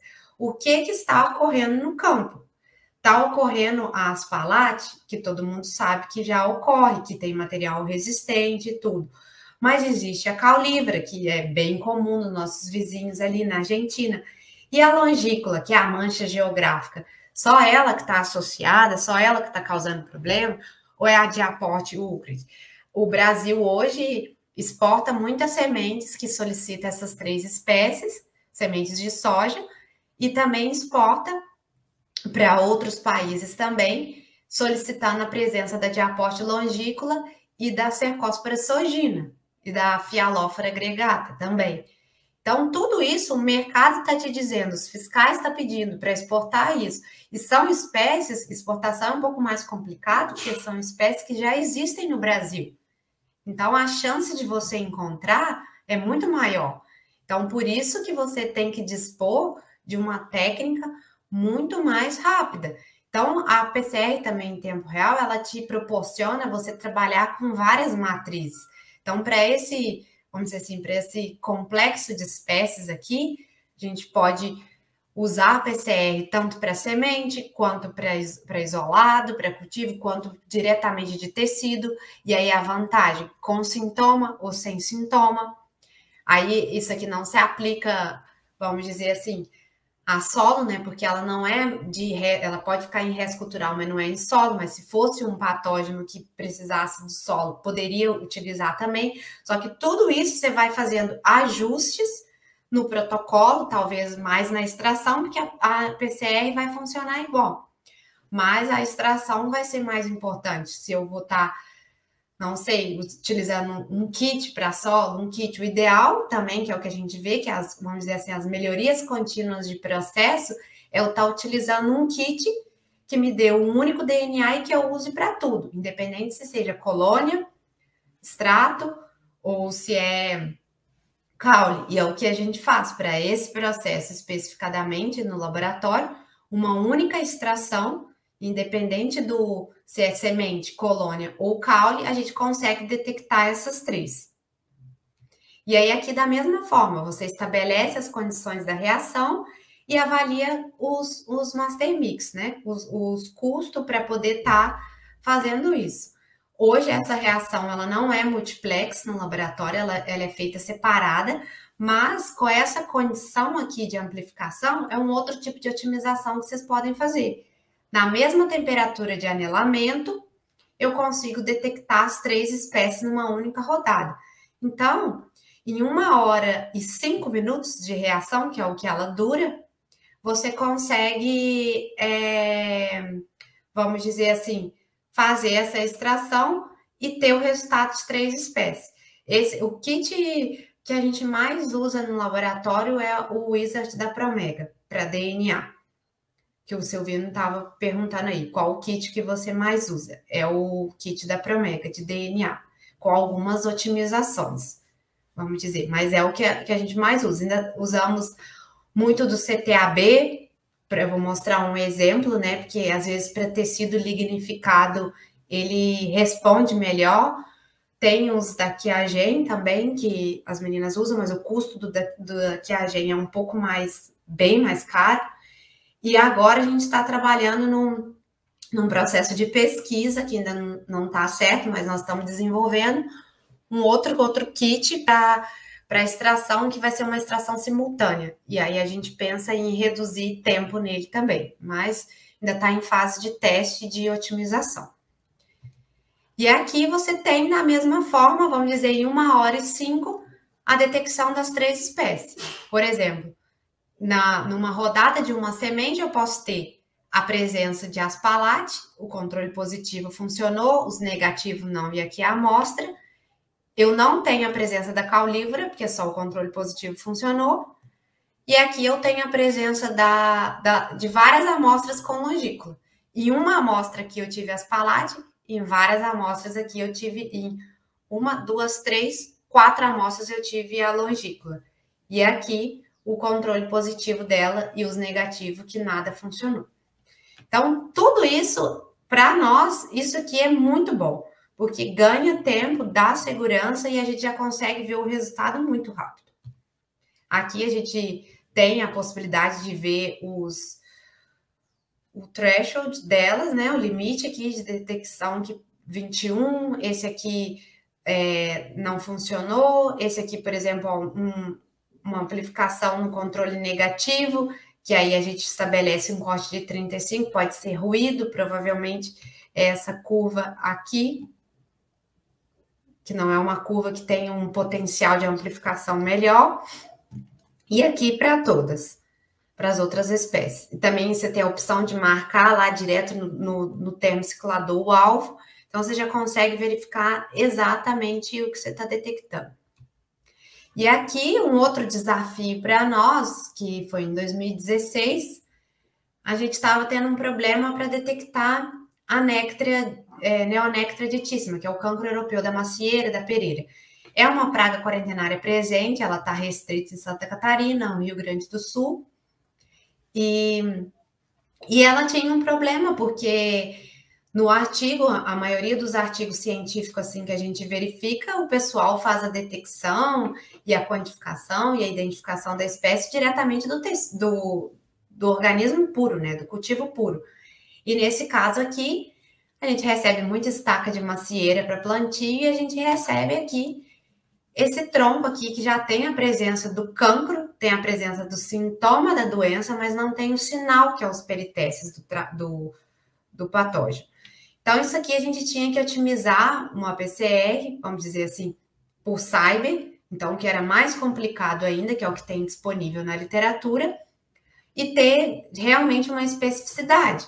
Só que aqui, esse tipo de cancro também, ele é causado, pode estar associado com o cancro de papel, né, que é as espécies de Botryosfera, que é bem comum nessas frutíferas. Então, a gente tinha que ter certeza que a nossa PCR ia funcionar para detectar a néctar e não a Botryosfera.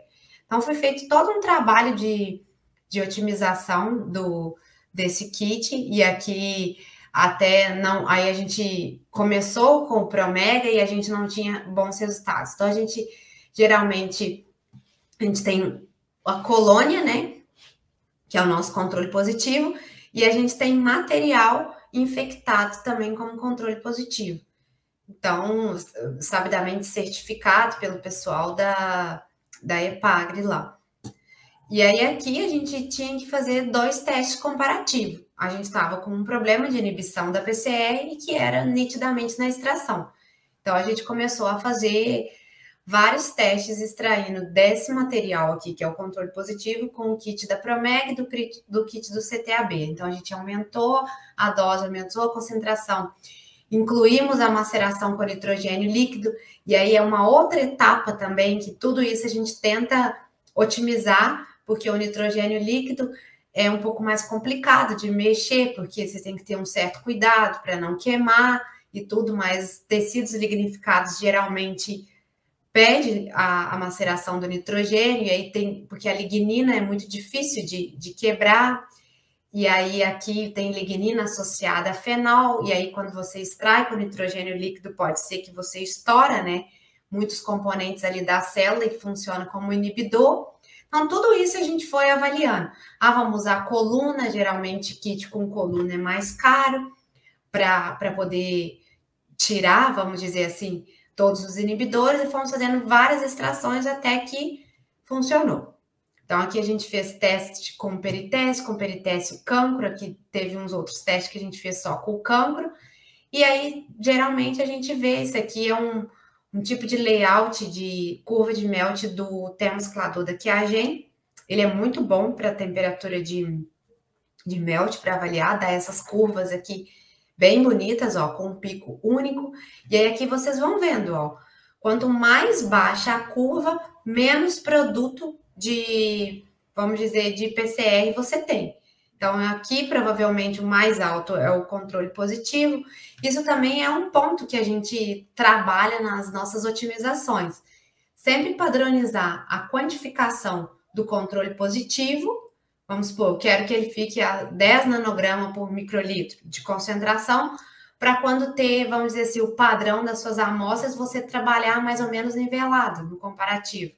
Então, aqui, geralmente, cultura pura a gente estabelece para fungo até 50 nanogramas por microlitro, para bactéria, às vezes até 10, alguns produtos até 100, alguns fungos em semente até 100, vai depender do que você otimizou primeiramente nas suas condições, para a gente ter mais ou menos um comparativo, ó, de atuação, que é aqui o peritécio, óbvio, você está trabalhando com a estrutura direta do fungo, ele tem que amplificar, mas e com o cancro? Será que aqui o cancro não estava inibindo a PCR com o peritécio?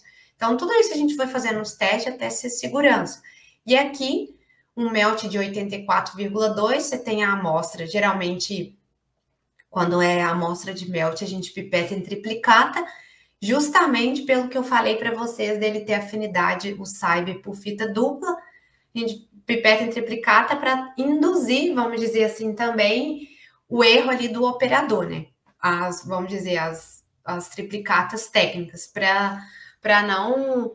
para assegurar, assim, que a pessoa, o operador, o analista está ali pipetando e tendo um cuidado na homogeneização do DNA e tudo. Então, tudo isso a gente verifica também, que é os padrões, vamos dizer, de melhoria e de práticas, e boas práticas, né, de PCR. Aí aqui, uma possibilidade também que eu comentei para vocês, que a Tacma tem a possibilidade de fazer reações multiplex. Então, aqui a gente tem geralmente um endógeno, né, que são patógenos, o coletótico, a corinéspora, a esclerotina associada à soja. E aí, esse trabalho aqui de 2020, ele possibilitou fazer em multiplex. O problema de multiplex vai ser mais caro para você, porque você vai ter que marcar cada, vamos dizer assim, reporter com um fluoroff. Então, aqui, por exemplo, ó, tem o X, o FAM, o CY5, aqui e o TANRA. E aqui para quê? Para que você corra tudo isso no mesmo tubo, e aqui ele te dá 4 curvas de uma única vez. Só que o problema é que você vai ter que ter um termociclador com esses filtros aqui calibrado. Porque senão não adianta, isso é a primeira coisa que vocês têm que observar. Se o termociclador de vocês tem o canal para esses reporter. Porque se não tiver, você tem que solicitar uma calibração pelo fornecedor. E aí é em torno de uns R$2.000 por filtro, eu acho. Então, isso aí tudo teria que verificar. Ou, como que você faz? A gente faz no laboratório, a gente tem esses primers no laboratório. Nós otimizamos uma reação para correr os 3 juntos. A nossa, vamos dizer assim, o nosso passo a mais é que a gente tem que fazer um master mix, uma mistura para cada espécie. Então, ao invés da gente ter um tubo para todo mundo, nós vamos ter 4. Mas também é uma possibilidade, vamos dizer assim, vai depender. Tem reações no laboratório, em alguns projetos que a gente está trabalhando, que a gente vai fazer multiplex. Então, para nós é uma questão de mercado, que a gente já sabe, a gente tem um volume grande de amostra, então é interessante que a gente processe de uma única vez, para até sobrar, vamos dizer assim, espaço no termosclador para correr um volume maior de amostra. Então, às vezes, a gente pode correr 96 amostras de uma vez. E quando a gente está trabalhando assim, com vários, aqui com 4, ao invés de 96 amostras que a gente correria, a gente só poderia correr 24, porque a gente teria que precisar de, vamos dizer, um poço para cada espécie. Então, isso é tudo um jogo, vai depender da necessidade, mas para vocês saberem que tem essa possibilidade. E aqui, um outro, vamos dizer assim, um protocolo oficial do mapa, que é a cigatoca negra, né, que é uma praga quarentenária presente, também está restrita em alguns estados, e que a gente fez toda uma otimização também, porque a gente trabalha com folha.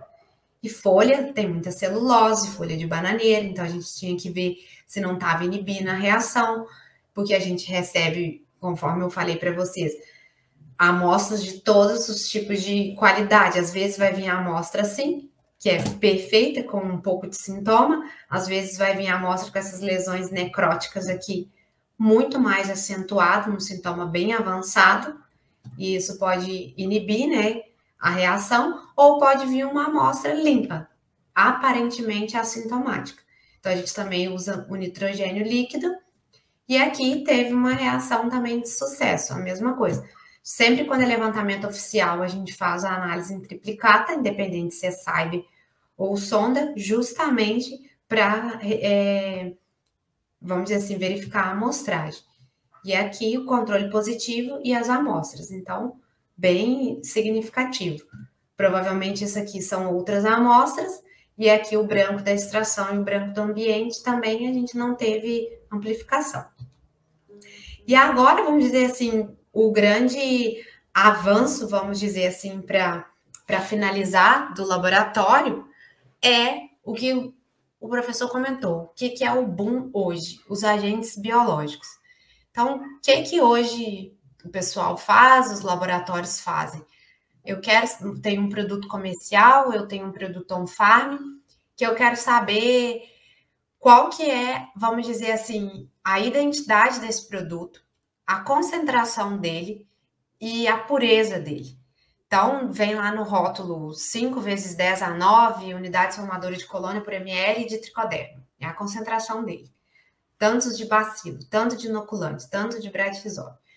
Então, antigamente, a gente tinha que, principalmente os inoculantes, os bradyrhizóbio, japônico e eucane, a gente tinha que fazer a diluição, que não é um processo difícil, mas é um processo trabalhoso, porque uma coisa é você trabalhar com uma amostra, outra coisa é você trabalhar com 50 amostras e fazendo diluição, por exemplo, de 10⁴ até 10⁹ em duplicata, de acordo com o que a legislação exige, e isso vai somando placa, placa, placa, e trabalho depois para avaliar uma avaliação muito mecânica de ficar contando as colônias. E a gente sabe que inoculante, bradyrhizóbio, no início do crescimento dele é minúsculo.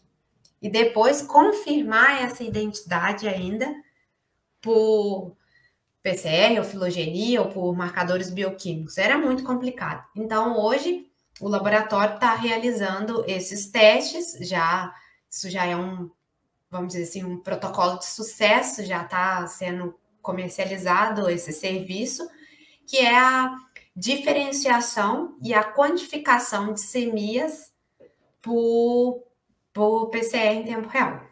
Então, antigamente, vocês plaqueavam e contariam nas repetições, 1,10 × 10⁹ de bradyrhizóbio. Mas qual semia que é? De acordo com o produto comercial, vai ser a semia X. Ou usar um farm, pode ser outras. Então, aí surgiu a ideia de trabalhar num projeto do qual eu não fiz parte, isso já foi sido otimizado pelas meninas e um colega no laboratório.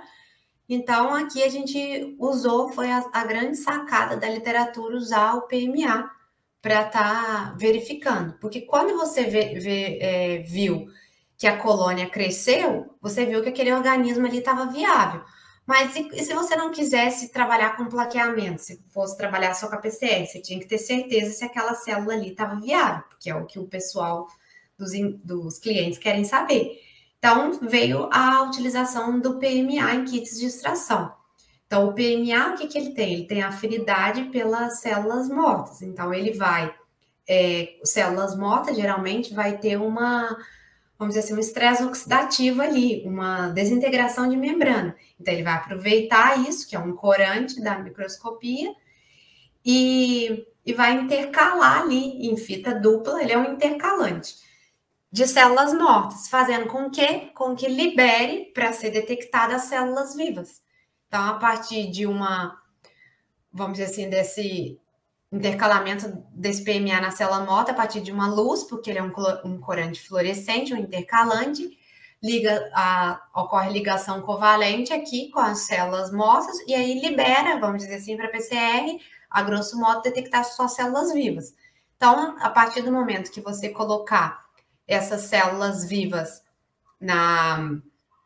vamos dizer assim, na PCR, ela vai detectar somente elas, e aí você vai, vamos dizer assim, colocar o valor do CT lá numa curva padrão, que foi previamente definida, e dali você vai saber que no CT de 30 tem 1, tantas, 10 a 9 UFC por ml. No CT de 20 vai ter 1,10 a 12. E por aí vai fazendo essas quantificações. Então, é um serviço que já está sendo oferecido pelo laboratório. E aí, na PCR, você vai ter essas amostras aqui. Vai ter esses resultados. Controle positivo, você vai conseguir diferenciar a espécie de japônico e a semia, 5079 da 5080. Da mesma forma, você vai conseguir ter a identidade delas e você vai ter a concentração delas a partir desse valor aqui de limite que foi detectado. E da mesma forma, o Eucane, 587 e 5019.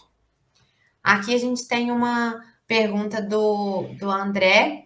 Em vista da importância de amostragem para a confiabilidade do resultado, principalmente para negativas, quem faz as amostragens que chegam para vocês? Geralmente, quem faz essas amostragens são os fiscais, né?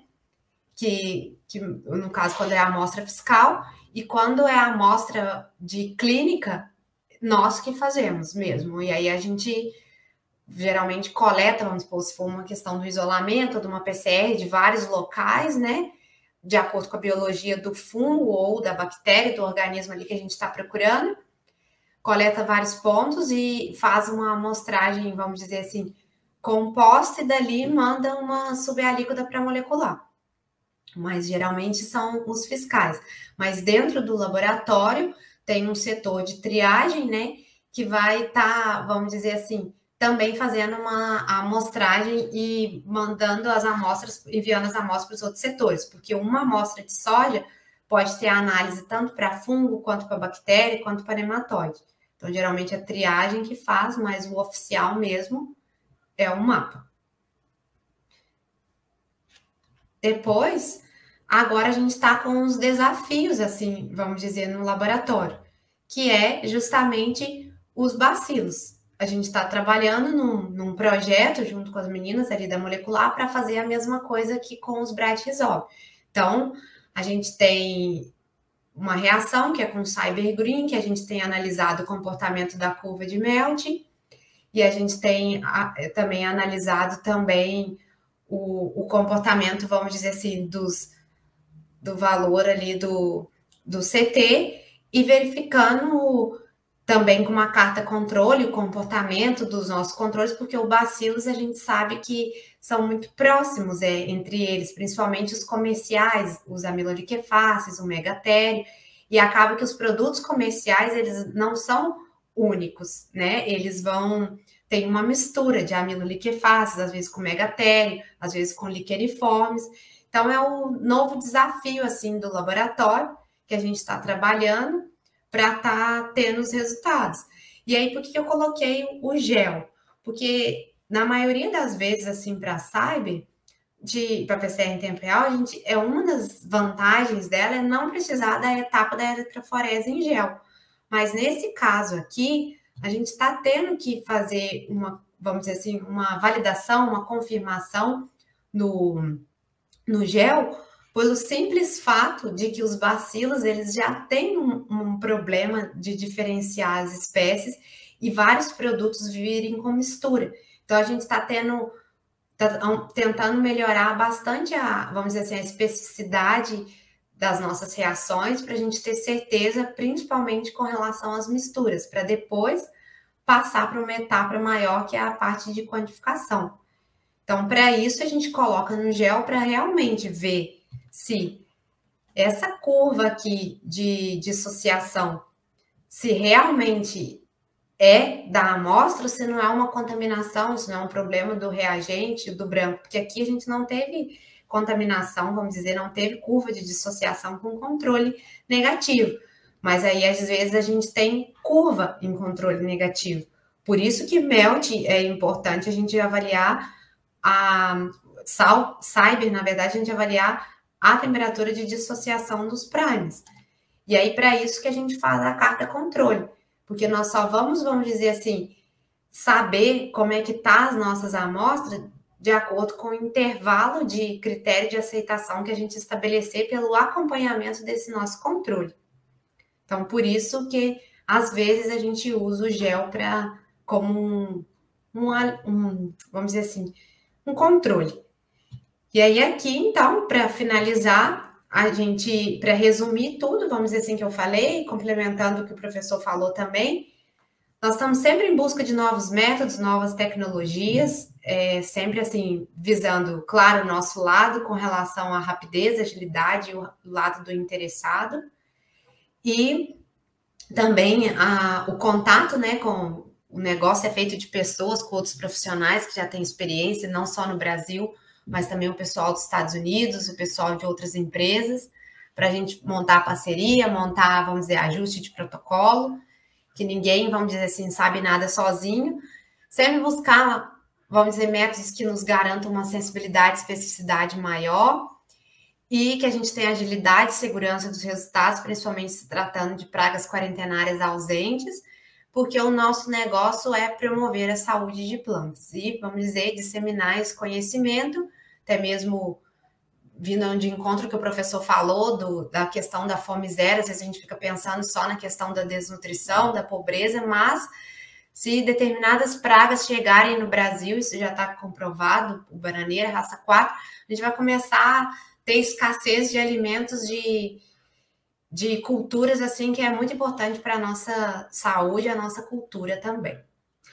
Tem uma última pergunta aqui. Qual espécie de bacilos é utilizada como padrão na eletroforese? Observar as bandas. Depende do tipo de bacilos que você vai estar trabalhando. No caso, ali a gente estava com detecção de bacilos amiloliquefaces ou bacilos megatério. Aí aqui, para poder justificar, vamos supor, o produto de PCR aqui que você amplificou foi com relação à espécie, por exemplo, de amiloliquefaces. Então, esse produto de PCR que você coloca no gel, como se fosse que a PCR em tempo real funcionasse como uma PCR convencional. Aí dentro dele você vai ver o controle positivo que deu a temperatura de melt, juntamente com a amostra que você está com a sua suspeita. É só porque isso não está, nós estamos trabalhando, assim, é só para dizer que a gente tem ainda processos que estão totalmente concluídos, em andamentos, em processos de otimização e já, vamos dizer assim, rodando, funcionando e tudo. Mas tudo isso a gente tem, vamos dizer assim, prioridades, né, para atender conforme o mercado e vai fazendo os ajustes assim, e aí por isso que essa carta controle aqui para a Melt é muito importante, para você ter um padrão, vamos dizer assim, de comportamento das suas amostras, já que, principalmente para bacilos ou até mesmo para fungos, que a gente, um nucleotídeo faz diferença para diferenciar a espécie. Então, um nucleotídeo, se um tem um T, um tem um G, isso vai interferir na temperatura de dissociação dos primes. E aí isso é importante porque você nunca vai ter o mesmo padrão de isolado em amostra, mas você tem que ter sempre o mesmo padrão de controle.